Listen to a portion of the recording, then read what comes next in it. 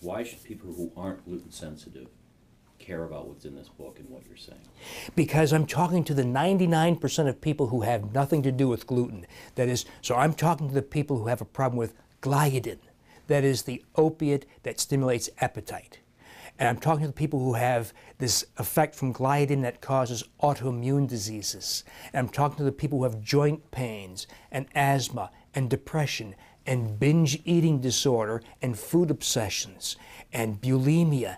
In other words, it's all the other effects. How about the wheat germ agglutinin that causes intestinal destruction that we experience as acid reflux or bowel urgency, often called irritable bowel syndrome? Those go away, by the way, with elimination of wheat. There are other components of wheat. In other words, if we say wheat is only about gluten, you're going to neglect the other 99% of the population who have problems with other components of modern wheat. Final question. The wheat lobby is not some farmer in Crofton, Nebraska with a hayseed coming out of his mouth. It's a powerful industry. These are powerful people. Have they come after you? And they have. So the wheat lobbyists and the wheat trade groups are very upset, which they should be. It's their industry. Because I believe what happened was I blindsided them. They hadn't heard. They took the whole message of eat more healthy whole grains, got smug and were lulled into accepting that message. True, by the way, also true for a lot of nutritionists and dietitians. They were blindsided by this message. That is, all I did, Ted, was I put two and two together in the data, in the literature, coupled with a very large personal experience in a large number of patients, both face-to-face as well as an online experience. And they hear this and they say, well, how can this be? We've been told by the U.S. government, U.S. Dietary Guidelines for Americans, to cut our fat, eat more healthy whole grains. Well, it was based on a false premise, a dietary house of cards that is unsustainable and has crippled the health of many, many millions of Americans, but you don't appreciate it till you remove it. And that's what I tell people now. If you want to understand what this means, give it a try. I'm not advocating 4 enemas a day. I'm not advocating some extreme program. It's a shift in dietary choices, and you can witness the changes yourself. Obviously, you've had 2 #1 bestsellers in the last 3 years, so people are listening. But do you want to shake them even more and go, you're killing yourself, because you contend this is going to kill us. We're all going to die, but this is killing us. Yeah, I have no doubt whatsoever. Absolutely, Ted. This is killing people. This is causing premature death from colon cancer, diabetes and its complications, heart disease, dementia. The Mayo Clinic, by the way, reported that series diagnosed at autopsy.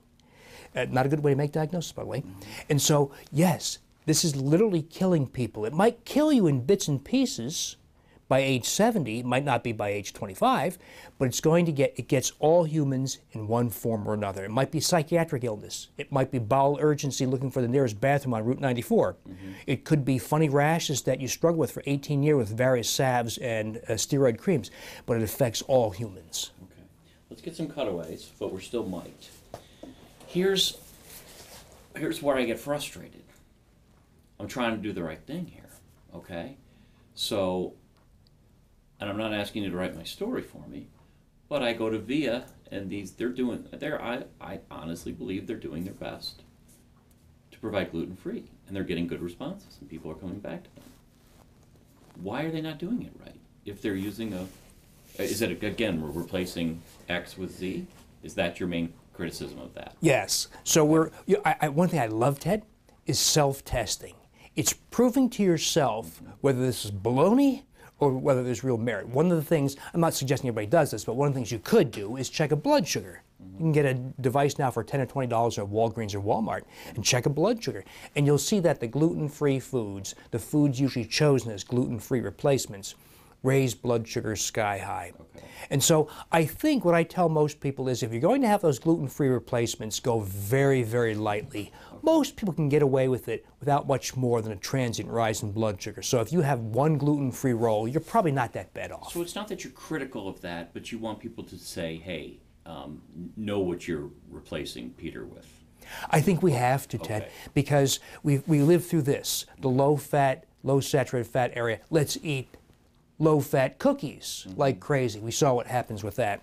So we have to have an educated public. We cannot count on the food industry to educate us or to provide the foods for us, because they will explore these niche interests in diet and push it till their revenue is exhausted, but we've suffered all the health consequences.